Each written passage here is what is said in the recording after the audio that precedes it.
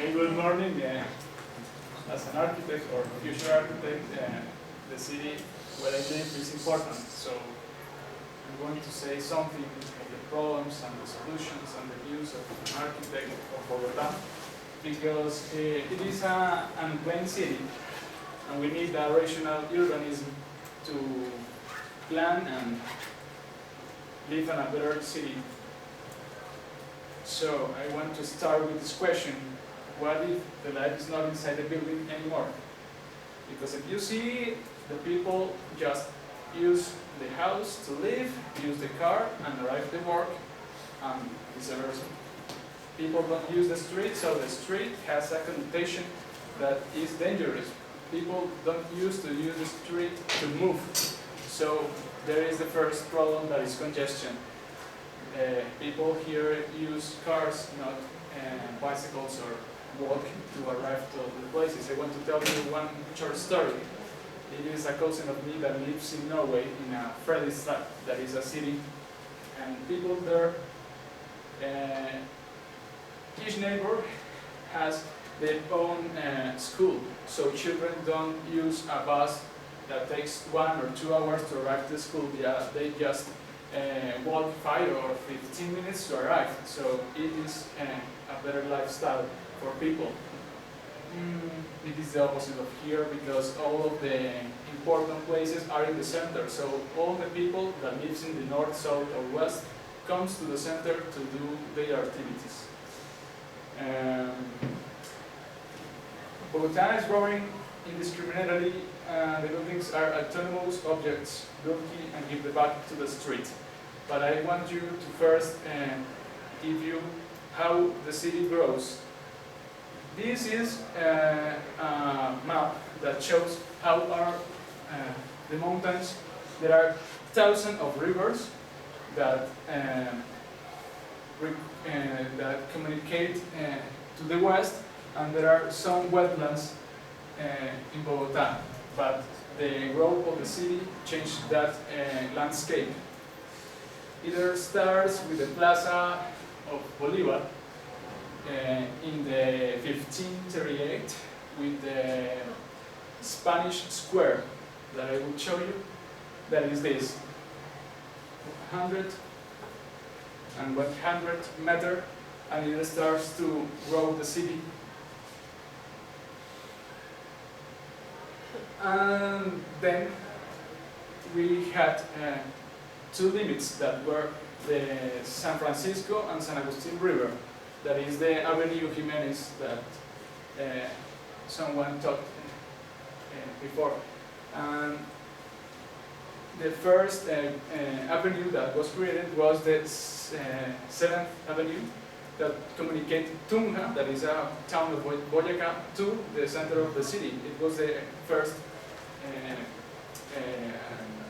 door of the city to communicate. Then appeared the 2nd Avenue, that was the 13th Street, that communicated the west of the country with the center of the city. If you see here, it was there, they were the limits of Bogota, but the limits were killed, and the cities continue growing and growing. Then appeared Chapinero. As you know, it is more at the north, and it makes that the city grows to the north. So the city takes that form that is so large. As you see, here is Chapinero, and the city starts to grow in that side. This is the view of 1910.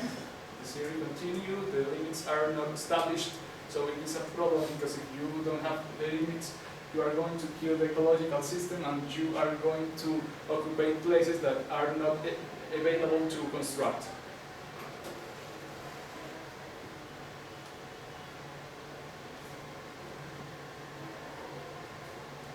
This is the view of the actual Bogota. If you see, the rivers, most of them disappear because they were canalized. Most of the parks and wetlands are just some green marks, like this, Juan Amarillo, national university that is not green at all. And if you see, all these thousands of rivers were canalized. It because of the functionality and the growth indiscriminately of the city. So, there are the problems. 9.3 meters per second of water that we lose each day. That water is important for us because we may take it to the life and think in the future of the generations that are coming. This is the landscape today of the city. The water is canalized, it's contaminated with the sea water, the black waters. Bogota has 200 bodies of water, including streams and rivers, and all of them are canalized and mixed with sewage. So this is the landscape, people live here, and you can think that it could be a beautiful landscape, it could be a river, it could be a park, but people prefer to this. The 65% of the land in Bogota are unsustainable because there were wetlands or marshes, as we saw in the first map. And this is what happens. People construct and maybe the land is not good for that, so it destroys again the structure and the nature. Think what is the perception if you walk here. It is so dangerous. The streets are okay. The streets are dangerous. I want you to invite to walk here. You don't want to. You prefer to jump this wall and take that taxi and go around because it is difficult, and the perception of the people, you are going to take your watch and your cell phone. I don't want, because the infrastructure is not planned. We have 4.12 meters square of green areas in the city. But if you think and you compare Bogota with Argentina, that are at the same, more or less, their wall, but they have more than us. They have 10 square meters, and we must think to give to the city 15 at least to the good lifestyle of people. 10 tons of CO, and the average speed is 25. It is better to take a bicycle or walk. Why do you buy a car? This is just a luxury and not good thing. This is people who likes to delimitate the property and forget that this is a park and you can live in that park and you can get it as an own part of you. In contrast, it is possible to share the private and the public space. It is Las Torres del Parque by Rogelio Salmona, where the buildings are in the public space and they share the public space with the private. You don't see the limits, what is yours or what is the people who lives there. I have to finish, so I am... Okay, tell us your solution. We need to know your solution. Yes, I'm sorry it took a lot of time, but as Jaime said in the previous presentation, Le Corbusier comes here and the first thing that he thought is that ecological system must organize the city, and there was also the limits of the city. You can grow more than the limits. You can stay there and respect nature. And in the city you must have places to dwell, work, circulate and cultivate the body. It means that you have in all of the city these places to better lifestyle. And there are some interventions, urban interventions. This is in New York, where the infrastructure where they use that were abandoned.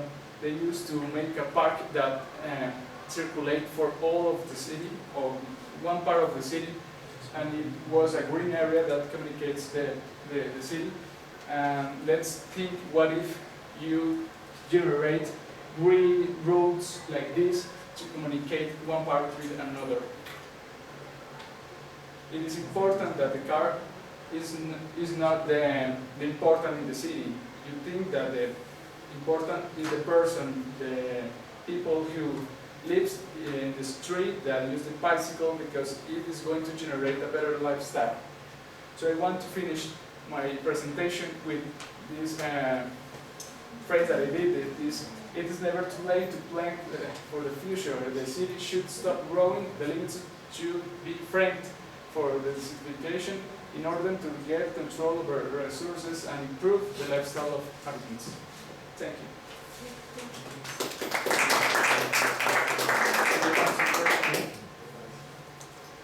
You know, maybe how many time could take to start implementing these ecological politics?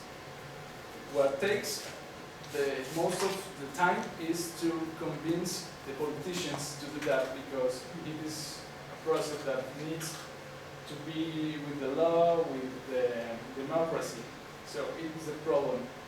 It is the only problem. The problem is to start. If you start, the next constructions, the next interventions must apply this kind of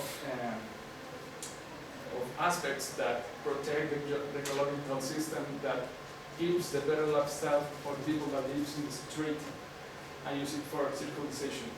And do you know if actually the government is promoting like new cycle routes, new bicycle routes around the city, or?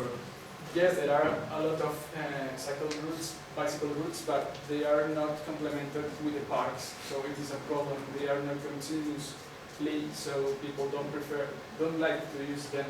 You see some of them are alone. So you must think to connect, to articulate the places. Okay. Okay, thank you. Okay. Thank you.